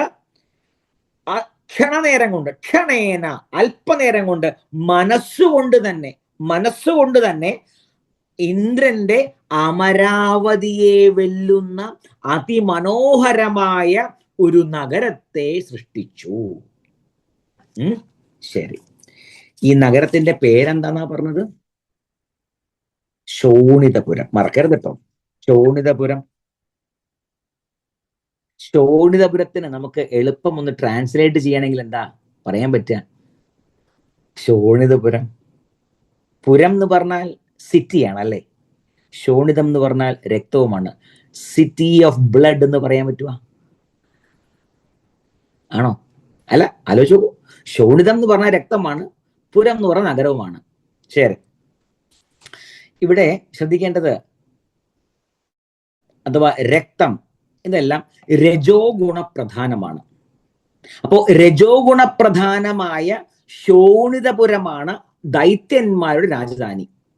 അപ്പോ എന്താണ് ആ രജോ ഗുണപ്രധാനമായ ശോണിതപുരത്തിന്റെ പ്രത്യേകത? അവിടെ ഏറ്റവും ശക്തമായി ഉണ്ടാവുക ക്രോധം 1, ആഗ്രഹം 2, അഹങ്കാരം 3, ചഞ്ചലത്വം 4. സ്പീഡ് കൂടിയോ? അല്ല, നിങ്ങൾ എഴുതിയെടുക്കുന്നൊന്നുമില്ല എന്ന് എനിക്കറിയാം, ഞാൻ വെറുതെ ഇങ്ങോട്ട് പറഞ്ഞുള്ളൂ. അതായത് ആഗ്രഹം, ക്രോധം, അഹങ്കാരം, ചഞ്ചലത്വം, ഇതൊക്കെ എവിടെയുള്ളത്? ഇതൊക്കെ ഉള്ളത് രജോ ഗുണം ആരിൽ അതിശക്തമായി ഉണ്ടാകുന്നുവോ അവരിലാണ് തീവ്രമായ ആഗ്രഹങ്ങൾ. ഈ നമ്മുടെ ഈ കമ്പ്യൂട്ടറൊക്കെ കേടുവരുമ്പോൾ, അല്ലെങ്കിൽ ഈ വൈറസ് ഒക്കെ അറ്റാക്ക് ചെയ്യണ സമയത്ത് നമ്മൾ ഓരോരോ ഫോൾഡറും ക്ലോസ് ചെയ്യുമ്പോൾ പോപ്പപ്പ് ചെയ്ത് പടപടേന്ന് ഇങ്ങനെ വരില്ലേ ഓരോന്നും? ഇത് കാണുമ്പോൾ നമ്മളാകെ പേടിച്ചു പോകും. എന്താ ചെയ്യണമെന്ന് അറിയില്ല. നമുക്ക് ആകെ ഒരു ഇമെയിൽ നോക്കാനല്ലാണ്ട്, പിന്നെ പത്രമോ ഇതൊക്കെ വായിക്കാനല്ലാണ്ട് വേറെ ഒന്നിനും നമുക്ക് കമ്പ്യൂട്ടർ ഉപയോഗമില്ല. കോഡിങ് എന്താണ്, പ്രോഗ്രാം നമുക്ക് അറിയില്ലല്ലോ. അപ്പോൾ ഇത് കാണുമ്പോൾ ആകെപ്പാടെ പേടിക്കും. മെല്ലെ ലാപ്ടോപ്പ് അടച്ചിട്ട് ഇതൊന്നും കൊണ്ട് നന്നാക്കി തരുമെന്ന് പറയും അല്ലേ? അതേമാതിരി ഇത് ഇത് വന്നതുപോലെ നിരന്തരം ഈ രജോ ഗുണാവസ്ഥ എന്ന് പറയുന്നത് ആത്മാവിന്റെ സ്വസ്ഥാവസ്ഥയ്ക്ക് ഭംഗം വരുത്തുന്ന, ഫയൽ കറപ്റ്റ് ആയിട്ടുള്ള ഒരു കമ്പ്യൂട്ടറിനെ പോലുള്ള അവസ്ഥയാണ്. ഇന്നത്തെ കുട്ടികൾക്ക് പെട്ടെന്ന് മനസ്സിലാവും ഇങ്ങനെ പറഞ്ഞാൽ. നമ്മളെ പോലത്തെ വയസ്സന്മാർക്ക് മനസ്സിലാവാത്തുള്ളൂ അല്ല. ശരി, അപ്പോ ശരി. അപ്പോ ആഗ്രഹങ്ങൾ നിരവധി വന്നുകൊണ്ടിരിക്കും. 2, എല്ലാ ആഗ്രഹങ്ങളും സാധിക്കുമോ? പോട്ടെ, ഒരു 10% സാധിക്കുമോ? സാധിക്കാതെ വരുമ്പോഴോ ക്രോധം ഉണ്ടാവും. ഭഗവത്ഗീതയിൽ പറഞ്ഞിട്ടുണ്ടല്ലേ, സംഗാ സഞ്ജായത്തെ കാമ, കാമാത് ക്രോധോഭിജായത്തെ. ഭഗവത്ഗീത ഒരു തവണയെങ്കിലും കേട്ടിട്ടുള്ളവർക്ക് അറിയാം അല്ലേ? ക്രോധാത് ഭവതി സമ്മോഹ, സമ്മോഹാത് സ്മൃതി വിഭ്രമ, സ്മൃതിഭ്രംശാത് ബുദ്ധിനാശോ, ബുദ്ധിനാശാത് പ്രണശ്യതി. ഇങ്ങനെ ഒരു ഒരു ഒരു മനുഷ്യന്റെ നാശത്തെ കൃത്യമായി ഭഗവത്ഗീത വരച്ച് കാണിക്കുന്നുണ്ട്. അതുപോലെ അതെന്താ, അതിന്റെ അടിസ്ഥാനം എന്താ? രജോഗുണമാണ്. അതിതീവ്രമായ തടുക്കാനാവാത്ത രജോഗുണത്തിന്റെ ആധിക്യം എവിടെയുണ്ടോ ആ നഗരത്തിന് പറയുന്ന പേര് ശോണിതപുരം, സിറ്റി ഓഫ് ബ്ലഡ്. അവിടെ അപ്പൊ ആഗ്രഹങ്ങൾ, പരിധിയില്ലാത്ത ആഗ്രഹങ്ങൾ, പൂർത്തിയാവാത്ത ആഗ്രഹങ്ങളുടെ ഫലമായി ഉണ്ടാവുന്ന ക്രോധം, എന്നാൽ വേണ്ടതിലധികം ശക്തിയുണ്ട് എന്ന ഒരു ബോധത്തിൽ നിന്നുണ്ടാകുന്ന തടുക്കാനാവാത്ത അഹങ്കാരം, ഒന്നിൽ തന്നെ ഉറച്ചു നിൽക്കുവാനുള്ള തോന്നലില്ലാത്തത് കൊണ്ട് എപ്പോഴും ഇളകിക്കളിക്കുന്ന മനസ്സ്, ചാഞ്ചാട്ടം. ഇതെല്ലാം എന്തിന്റെ പ്രത്യേകതയാണ്? ശോണിതപുരത്തിന്റെ പ്രത്യേകതയാണ്.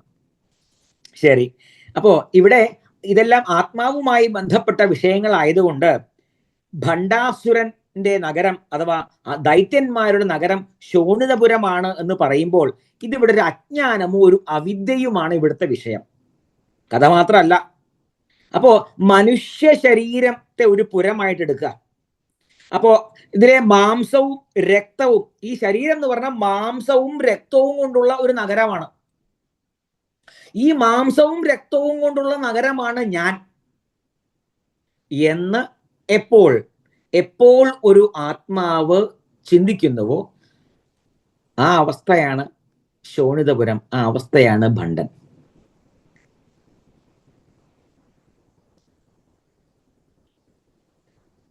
അപ്പോ I am identifying myself only with my body. എൻ്റെ ശരീരത്തെ മാത്രമാണ്, എൻ്റെ ശരീരവും അതിലുള്ള മനോവികാരങ്ങളും, ചാഞ്ചാട്ടം എന്നൊക്കെ പറഞ്ഞല്ലോ, എൻ്റെ ശരീരത്തിന്റെ അംഗങ്ങളായ ബാഹ്യാംഗങ്ങൾ, ശരീരത്തിന്റെ ഉള്ളിൽ ഉണ്ട് എന്ന് നമ്മൾ കരുതുന്ന അന്തഃകരണങ്ങൾ, ഇതാണ് ഞാൻ. ഇതുമായി ഞാൻ എന്നെ ചേർത്ത് വെക്കുന്നു. I am identifying myself with my അന്തഃകരണ, മൈ ബാഹ്യകരണ ആൻഡ് മൈ ബോഡി. ഈ അവസ്ഥയാണ് അജ്ഞാനം, ഈ അവസ്ഥയാണ് ഭണ്ഡൻ. അപ്പൊ ഇതിന്റെ രാജധാനി ഏതാ?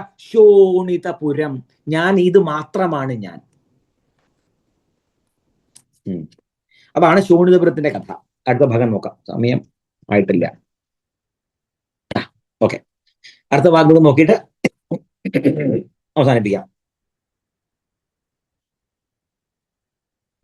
7ാമത്തെ ശ്ലോകം. ഇന്ന് കുറച്ച് സ്പീഡ് കൂടിയോ? ഓക്കെയാണ്. 10-21 ക്ലാസ് ആയില്ലേ, ഇപ്പൊ എന്റെ സ്പീഡ് നിങ്ങൾക്ക് മനസ്സിലായിട്ടുണ്ട്. ശരി.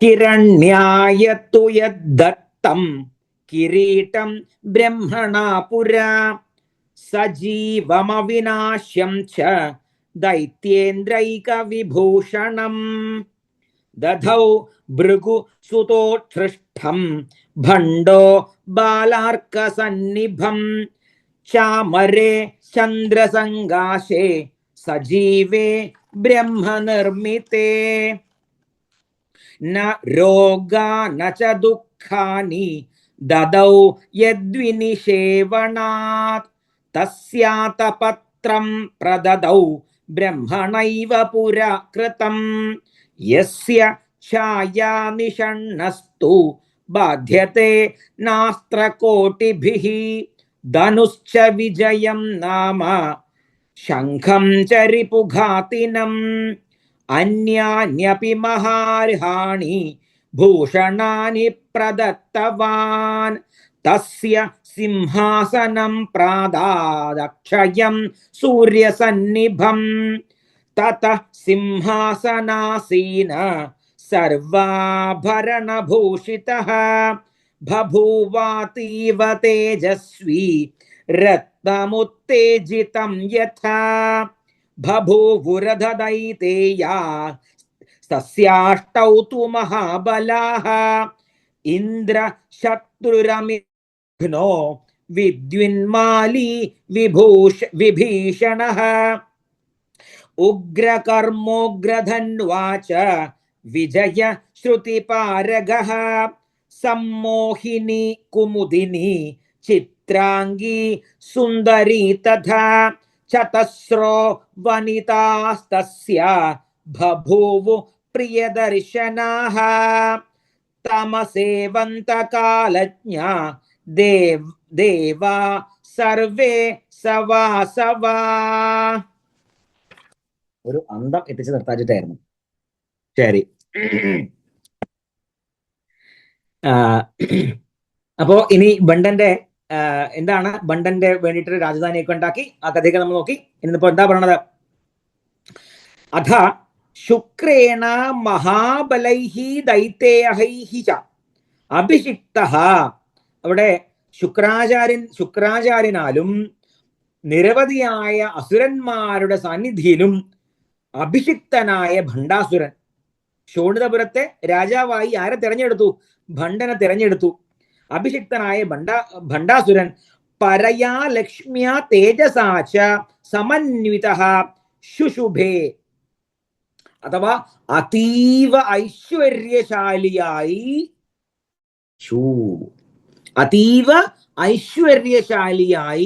വർത്തിച്ചു. അപ്പോ ഭണ്ഡാസുരൻ അതീവ ഐശ്വര്യശാലിയായിട്ട് ഇപ്പൊ എവിടെയുണ്ട്?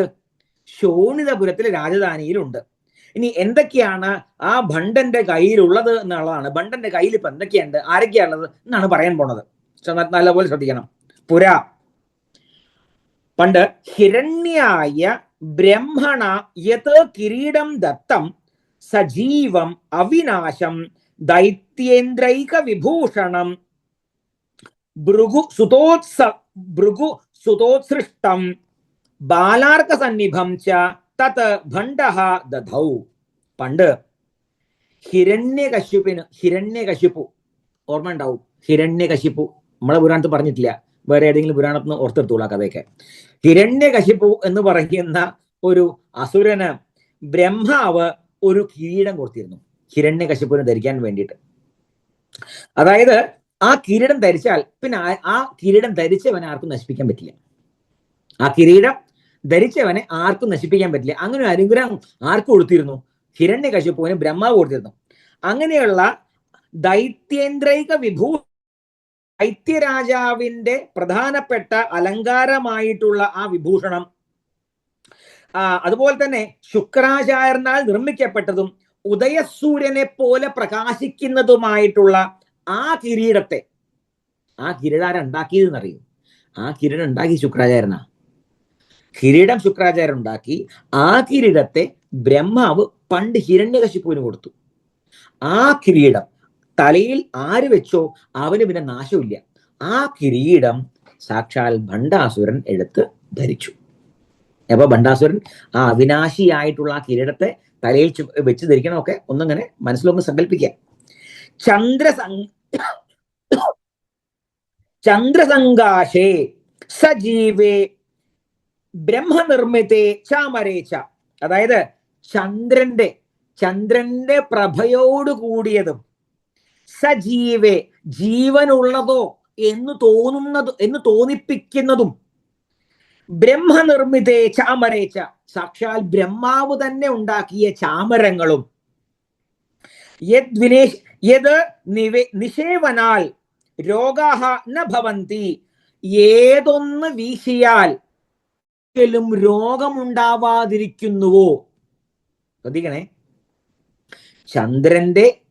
ചന്ദ്രന്റെ പ്രഭയെ വെല്ലുന്നതും ജീവനുള്ളതാണോ എന്ന് തോന്നിപ്പിക്കുന്നതും സാക്ഷാൽ ബ്രഹ്മാവിനാൽ നിർമ്മിച്ചതുമായ ചാമരം.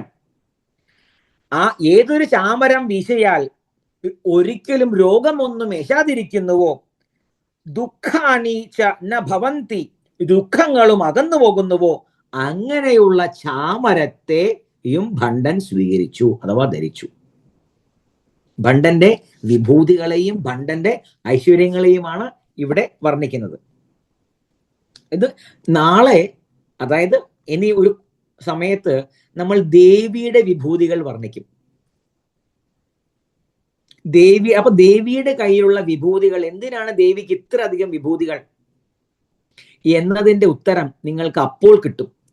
ഈ ഭണ്ഡന്റെ കയ്യിലുള്ള ആയുധങ്ങളും ഭണ്ഡന്റെ കയ്യിലുള്ള ഐശ്വര്യങ്ങളും എന്തൊക്കെയായിരുന്നു എന്ന് പഠിക്കുമ്പോൾ. ശരി.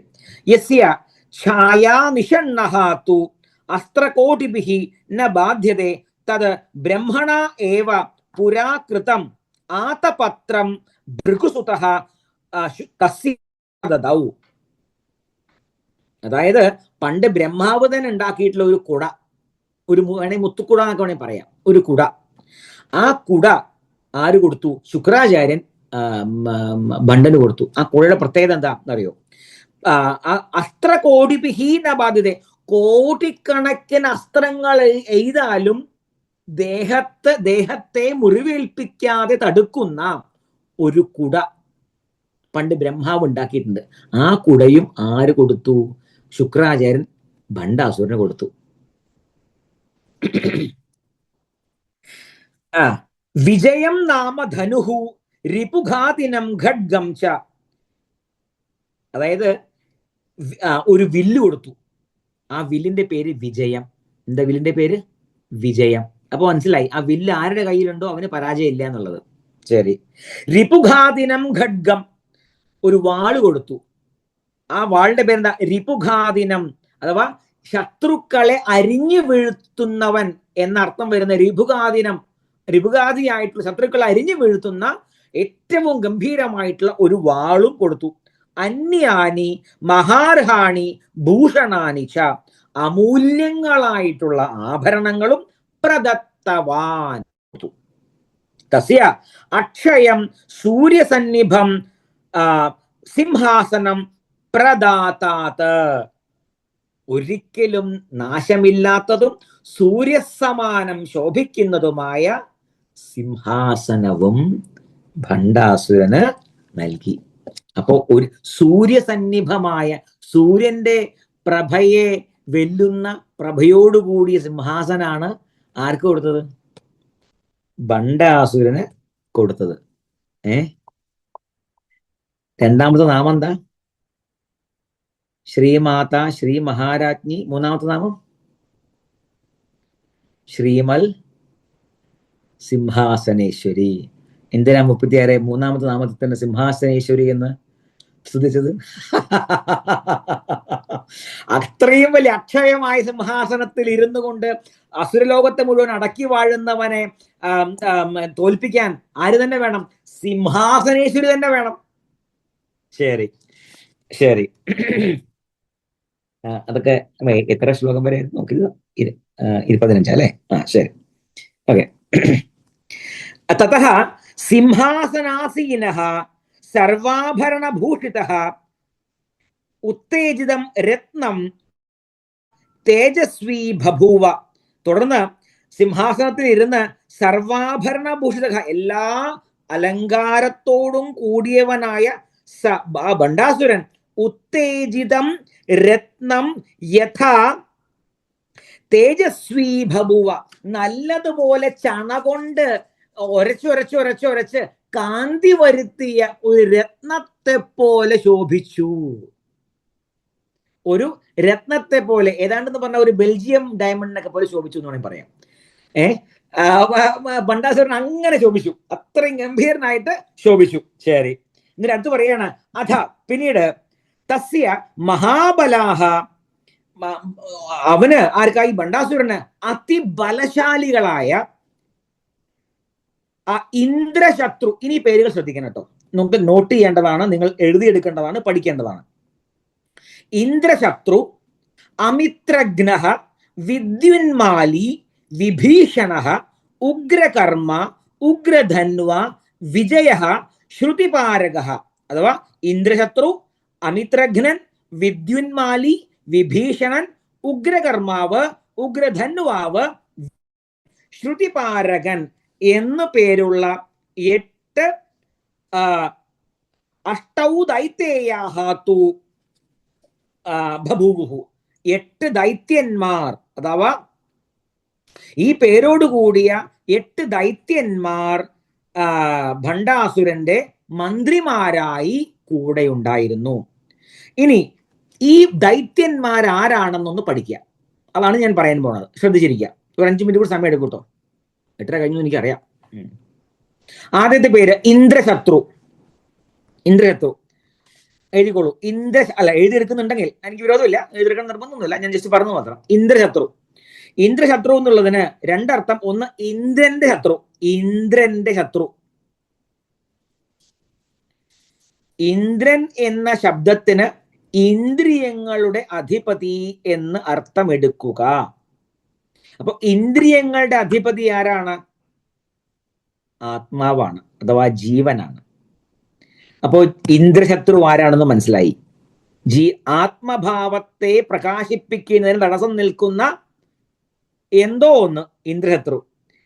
അപ്പോ ഇവിടെ ഇന്ദ്രൻ എന്നത് മനുഷ്യന്റെ അല്ലെങ്കിൽ ആത്മചൈതന്യത്തെ ആണെങ്കിൽ ആ ആത്മചൈതന്യം പ്രകാശിക്കുന്നതിന് തടസ്സമായി നിൽക്കുന്ന അജ്ഞാനം ഇവിടെ ഇന്ദ്രശത്രുവാണ്. അപ്പൊ ബണ്ടന്റെ മന്ത്രി ആരാണ്? ഇന്ദ്രശത്രു. ഇതെല്ലാം കഴിഞ്ഞിട്ടേ പരീക്ഷ വെക്കൂട്ടോ. ഒരു 25 അധ്യായം കഴിഞ്ഞിട്ട് പരീക്ഷ വെക്കുന്നുണ്ടേ. അപ്പൊ കണക്കുണാന്ന് പറഞ്ഞാൽ ഞാൻ ബാക്കി പറഞ്ഞതാ. അപ്പോ അതായത് നേർവഴി ആത്മാവിലേക്കുള്ള ഒരു സാധകന്റെ പ്രയാണത്തെ തടയുന്ന അഹങ്കാരവും കൂടിയാണ് ഇവിടെ ഇന്ദ്രശത്രു.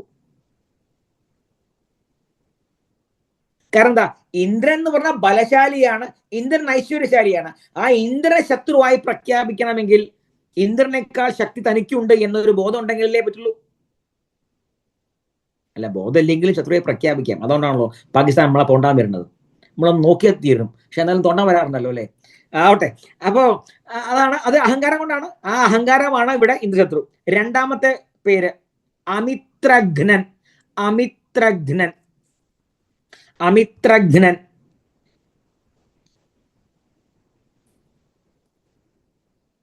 അമിത്രൻ എന്ന് പറഞ്ഞ ശത്രു. അമിത്രൻ എന്ന വാക്കിനർത്ഥം ശത്രു. ഘ്നൻ എന്ന് പറഞ്ഞാൽ നശിപ്പിക്കുന്നവൻ. ശത്രുക്കളെ നശിപ്പിക്കുന്നവനാണ്. ശത്രുക്കളെ നശിപ്പിക്കുന്നവൻ എന്നാണ് അമിത്രഘ്നൻ എന്ന വാക്കിന്റെ അർത്ഥം. അപ്പൊ ഇവിടെ എന്തുകൊണ്ടാണ് അമിത്രഘ്നൻ എന്ന അസുരനെ തന്റെ മന്ത്രിയായി കൊണ്ടു നടക്കുന്നത്? അപ്പോ ആത്മഭാവത്തെ പ്രകാശിപ്പിക്കുന്നതിന് തടസ്സമായി നിൽക്കുന്ന അഹങ്കാരമാണ് ഇന്ദ്രശത്രുവെങ്കിൽ, രണ്ടാമത്തെ ശത്രുവായിട്ടുള്ള അമിത്രഘ്നൻ എന്ത് ചെയ്യുന്നു? ആത്മഭാവത്തെ പ്രകാശിപ്പിക്കുന്നതിന് ആത്മാവിന്റെ സഖാവായി വർത്തിക്കുന്ന ഒരു ഗുണമാണ് സത്വഗുണം എന്ന് പറയുന്നത്. സത്വഗുണം.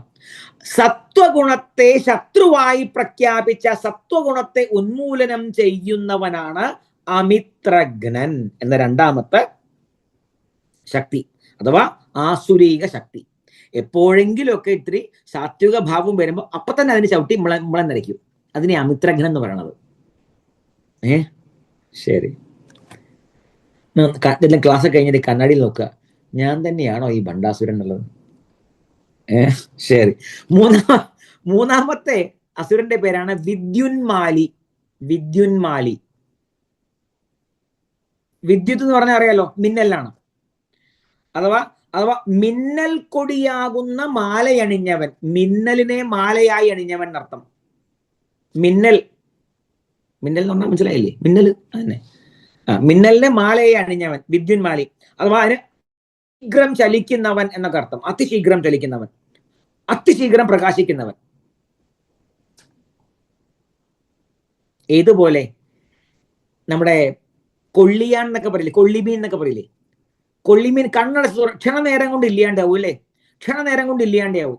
അതേപോലെ ക്ഷണനേരങ്ങൾ കൊണ്ട് ഇല്ലാതെയാകുന്ന മായയിൽ ആത്മാവിനെ ബന്ധിച്ചിടുന്ന അസുരന്റെ പേരാണ് വിദ്യുന്മാലി. ക്ഷണികമാണെന്നറിയാം, എന്നാലും അത് ഒഴിവാക്കാൻ വയ്യട്ടോ. ഇത്രയേ ഉള്ളൂ. വിദ്യന്മാലി. ശരി. 4 വിഭീഷണൻ. വിഭീഷണൻ, അയ്യോ അതൊരു പാവല്ലേ? നോക്കാം നമുക്ക്. വിഭീഷണൻ ശക്തിയേറിയ അല്ലെങ്കിൽ ഭയാനകമായ എന്താ പറയാ, വളരെ കടുപ്പം കൂടിയ ഭയത്തെ ജനിപ്പിക്കുന്നവൻ എന്നർത്ഥം. വിഭീഷണൻ. അത് ശരി, അത്ര പാവൊന്നും അല്ലല്ലേ. കടുപ്പമേറിയ ഭയത്തെ. ഇത് രാവണന്റെ അനിയനുമായിട്ട് യാതൊരു ബന്ധവുമില്ല കേട്ടോ.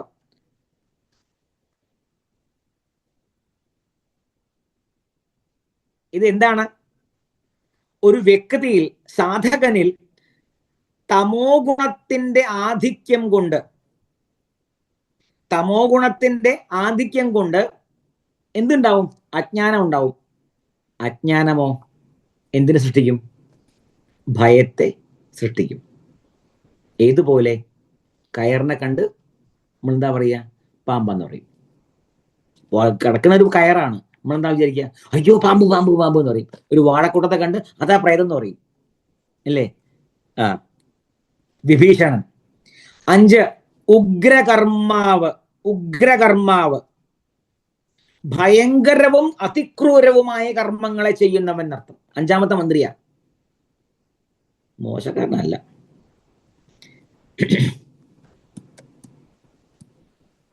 അഥവാ ധർമ്മത്തിന് നിരക്കാത്ത പാപങ്ങൾ ചെയ്യുക, അസത്യം പറയുക, ഇതിനൊന്നും ഒരു മടിയില്ല.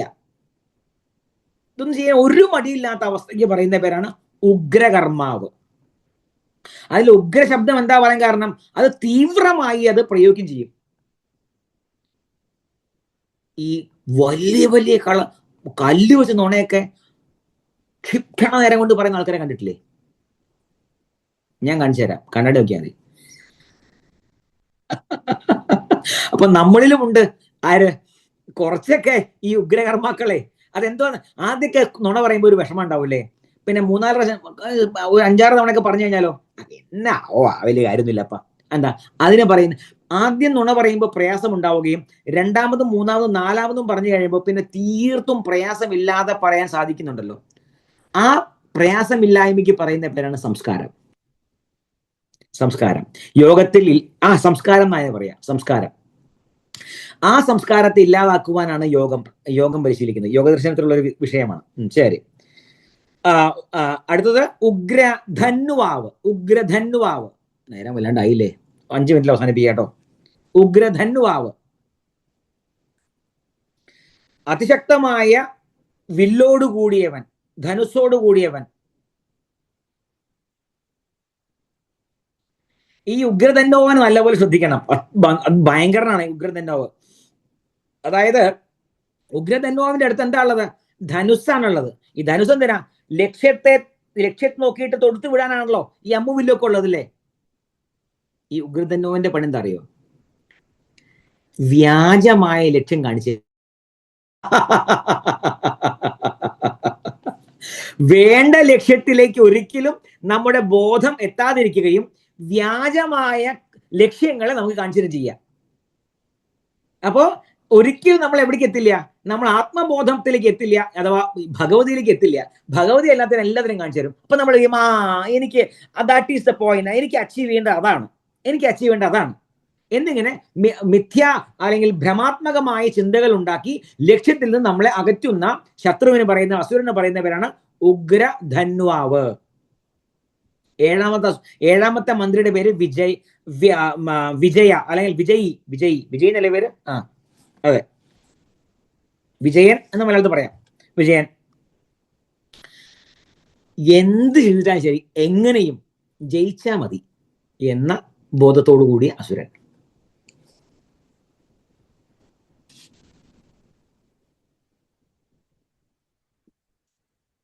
കള്ളത്തരം കാണിച്ച്, അതായത് ഫുട്ബോൾ കളിക്കുകയാണ്, ലോകത്ത് 1-ാം നമ്പർ പ്ലെയറാണ്, റഫറി കണ്ടില്ല എന്ന ഒറ്റ കാരണം കൊണ്ട് കൈകൊണ്ട് അടിച്ച് ഗോളാക്കി. ആളുടെ പേര് ഞാൻ പറയുന്നില്ല. ഇത് പണ്ട് നടന്നിട്ടുള്ളതാണ്, 10-20 കൊല്ലം മുമ്പ് നടന്നിട്ടുള്ളതാണ്. അധികം ഉയരൊന്നുമില്ല, എന്നെ പോലത്തെ 4 അടി.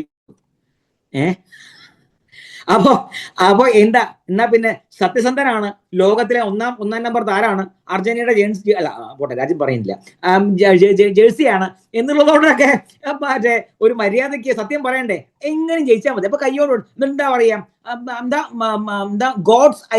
ഗോഡ്സ് ഹാൻഡ്, ദൈവത്തിന്റെ കൈ എന്നൊരു പുതിയ പേര് ഇട്ടു ഇതൊക്കെ വീഡിയോ പിടിച്ചപ്പോഴേ. അപ്പൊ ഇതിന് ഈ അസുരന് പറയുന്ന പേരാ. ഇനിയിപ്പോ ആ കളിക്കാരനെ ഞാൻ അസുരന് വിളിച്ചിട്ടില്ല കേട്ടോ, എല്ലാവരും കൊണ്ട് പറയാൻ വരരുതേ.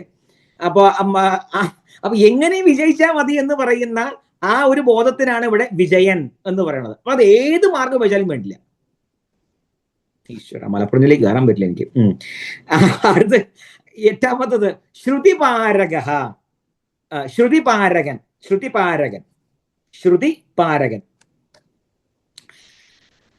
വേദങ്ങൾ നല്ലതുപോലെ പഠിച്ചവൻ. ഈശ്വര, ഈ അസുരന്മാരുടെക്ക് വേദങ്ങൾ പഠിച്ചവരും അസുരനായി. അതെന്താ? അത് ശാസ്ത്രങ്ങളും വേദങ്ങളുമെല്ലാം പഠിച്ചിട്ടുണ്ടെങ്കിലും അത് അഹങ്കാരത്തിനും ദുരാഗ്രഹത്തിനും വേണ്ടി ഉപയോഗിക്കുവാനുള്ള കഴിവോടുകൂടിയവൻ ആരോ അവന് പറയുന്ന പേര് ശ്രുതിപാരകൻ. ഇങ്ങനെ അഥവാ ഇവിടെ മിഥ്യാജ്ഞാനം എന്ന കൂടി ഒരു അർത്ഥമുണ്ട് ഈ ശ്രുതിപാരകൻ. ഇവിടെ മിഥ്യാജ്ഞാനം എന്നൊരർത്ഥം കൂടി ഉണ്ട്. അപ്പൊ ഇങ്ങനെയുള്ള 8 അസുരന്മാരാണ് ആരുടെ കൂടെ ഉള്ളത്? മന്ത്രിമാരായിട്ട് നമ്മുടെ ബണ്ടാസുരന്റെ കൂടെ ഉള്ളത്. ശരി, 15 അല്ലേ? ഓക്കെ, ഇത് ശരി. തസ്യ സമ്മോഹിനി, അത് ഞാൻ അടുത്ത ക്ലാസ്സിൽ പറഞ്ഞുതരാം. സമയം വല്ലാണ്ട് വൈകിട്ടുണ്ട്, അതുകൊണ്ടാണ് ഞാൻ വൈകിട്ടുണ്ടല്ലോ അല്ലെ. സമ്മോഹിനി, കുമുദിനി, ചിത്രാംഗി തഥാ സുന്ദരി ച പ്രിയദർശന ചതസ്രഹ വനിത ബഭൂവുഹു. സമ്മോഹിനി, കുമുദിനി, ചിത്രാംഗി, സുന്ദരി, പ്രിയദർശന എന്നിങ്ങനെ പേരുകളുള്ള 4 സുന്ദരിമാര് മൂപ്പരുടെ ഭാര്യമാരായിട്ട് കൂടെ ഉണ്ടായിരുന്നു. ആരുടെ? ഭണ്ഡാസുരന്റെ. വാസവാഹ സർവേ ദേവാഹ കാലജ്ഞാഹ തം അസേവന്ത. ഇന്ദ്രനോടുകൂടി എല്ലാ ദേവന്മാരും ഇന്ന സമയത്ത് ഇന്നത് ചെയ്യണമെന്ന ബോധത്തോടുകൂടി ഭണ്ഡാസുരനെ സേവിച്ചു. ഭണ്ഡാസുരന്റെ മന്ത്രിമാരുടെ പേര് ഞാൻ പറഞ്ഞു, 4 ഭാര്യമാരുടെ പേര് കൂടി പറയാൻ ഒന്ന് വേഗം പറഞ്ഞു പോക്കോട്ടെ. എനിക്കൊരു 5 മിനിറ്റ് സമയം തന്നാൽ അതും കൂടി പറഞ്ഞാൽ അങ്ങോട്ട് ഒരു അവസാനിപ്പിക്കാച്ചിട്ടാ. ഭണ്ഡാസുരന്റെ പേരുകൾ എന്താ? ഭാര്യമാരുടെ പേരെന്താ പറഞ്ഞത്? മോഹിനി. എഴുതിക്കോളൂ, നോട്ട് ചെയ്തോളൂ. സമ്മോഹിനി ആദ്യത്തെ ഭാര്യ. വിസ്തരിക്കേണ്ട കാര്യമൊന്നുമില്ല. നല്ലതുപോലെ മോഹിപ്പിക്കുവാൻ അറിയുന്നവൾ, അഥവാ സത്യത്തെക്കാൾ ശക്തമായി അസത്യത്തെ അഥവാ മിഥ്യയെ മുന്നിൽ കാണിച്ച് ആ മിഥ്യയിൽ നമ്മുടെ ചിത്തത്തെ പിടിച്ചു നിർത്തുകയും സദാ മോഹവലയത്തിൽ നമ്മെ പെടുത്തുകയും ചെയ്യുക എന്ന ശക്തി വിശേഷത്തോടു കൂടിയവൾ സമ്മോഹിനി. ഈ പേര് മറക്കരുത്. ഇത് ലളിതാ ത്രിപുര സുന്ദരിയുടെ ശക്തിയുമായി വളരെയധികം ബന്ധമുള്ളതാണ്. ലളിതാഉപാഖ്യാനത്തിന്റെ ഏതാണ്ട് 30ാമത്തെ അധ്യായം കഴിഞ്ഞാൽ ഈ വിഷയങ്ങളൊക്കെ വീണ്ടും കടന്നു വരും. ഈ ശക്തികളൊക്കെ ശ്രീചക്രം എന്ന് പറയുന്ന ലളിതാ ത്രിപുര സുന്ദരിയുടെ ജാമിതീയ രൂപത്തിലെ ശക്തിവിശേഷവും കൂടിയാണെന്ന് തൽക്കാലം ധരിക്കുക. ശരി, അപ്പൊ എന്തായി? സമൂഹിനി അവിദ്യയാണ്, മായയാണ്, മോഹമാണ്. ശരി. 2ാമത് കുമുദിനി.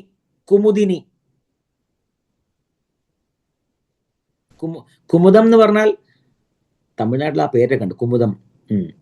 അഥവാ അതിനെ പറയാറ് ആമ്പൽപ്പൂവിനെ പോലെ സന്തോഷിപ്പിക്കുന്നവൾ എന്നാണ്. ആമ്പൽപ്പൂവിനെ പോലെ സന്തോഷിപ്പിക്കുന്നവൾ എന്നാണ്. ക്ഷണികമായ സന്തോഷത്തെ തരുന്നവൾ എന്നർത്ഥം. താൽക്കാലികമായ സുഖത്തെ തരുന്നവൾ എന്നർത്ഥം.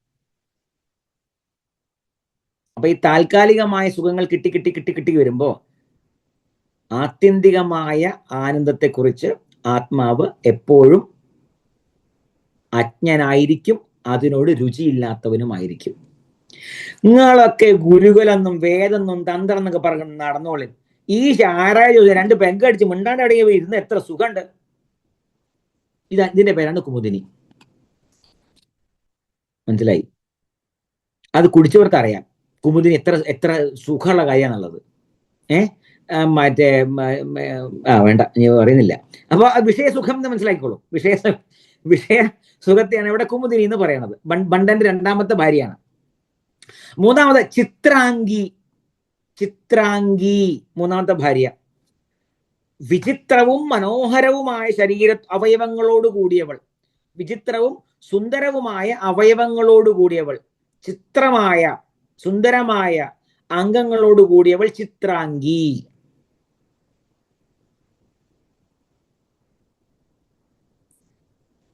ഏതുപോലെ എന്ന് പറഞ്ഞാൽ ബാഹ്യമായ അലങ്കാരവും ഈ സൃഷ്ടിയുടെ രൂപഭംഗി തുടങ്ങിയിട്ടുള്ളവയിൽ നമ്മെ പിടിച്ചു നിർത്തുകയും സൃഷ്ടിയുടെ അപ്പുറത്തേക്ക് പോകുവാൻ നമ്മെ അനുവദിക്കാതിരിക്കുകയും ചെയ്യുന്ന ചിത്രവും വിചിത്രവുമായ നിരവധി കാര്യങ്ങൾ ഈ ലോകത്തുണ്ട്, അല്ലെ? ആ സൗന്ദര്യത്തെ പറയുന്ന പേരാണ് ഇവിടെ എന്ത്? ചിത്രാംഗി. ഇതേ ഉള്ളൂ, ഈ കാണുന്നതാണ് സത്യം, അതിനപ്പുറത്തേക്ക് ഒന്നുമില്ല. ഇതാണ് ചിത്രാംഗി. ഇതാണ് ചിത്രാംഗി. 4 സുന്ദരി. സുന്ദരി. ഇവിടെ ബണ്ടന്റെ 4 ഭാര്യമാരിൽ ഒരാളാണ് സുന്ദരി. ബണ്ടന്റെ കയ്യിൽ സുന്ദരി ഉണ്ടാകുമ്പോ നമ്മളെ കയ്യിൽ ആരാളുള്ളത്? ത്രിപുര സുന്ദരിയാണ്. അപ്പൊ ബണ്ടനെ കൊല്ലണമെങ്കിൽ തോൽപ്പിക്കണമെങ്കിൽ ആര് വേണം? വെറും ത്രിപുര സുന്ദരി വേണം, തന്നെ വരണം. ശരി, അതായത് സുന്ദരി എന്നുള്ളതിന് ഇവിടെ അർത്ഥം അതിശയോക്തിപരമായ സൗന്ദര്യത്തോടു കൂടിയവൾ എന്നാണ്. സാധാരണ സൗന്ദര്യമില്ല, അതിസുന്ദരിയാണ്. അതായത് ആന്തരികമായ സൗന്ദര്യത്തിൽ നിന്നും ആത്മാവിനെ തടയുന്നവൾ, തന്റെ സൗന്ദര്യം കാണിച്ച് ആത്മസൗന്ദര്യത്തിൽ നിന്നും ഒരു യോഗിയെ, ആത്മാവിനെ തടയുന്നവളായ അസുരിക ശക്തിക്ക് പറയുന്ന പേര് സുന്ദരി. 5ാമത്തെ ഭാര്യ പ്രിയദർശന. 5 ഭാര്യമാരാ. പ്രിയദർശന, കണ്ണുകൾക്ക് ആനന്ദം തരുന്നവൾ. കണ്ണുകൾക്ക് ആനന്ദം തരുന്നവൾ, കാണാൻ ചന്തമുള്ളവള്, അത്ര തന്നെ.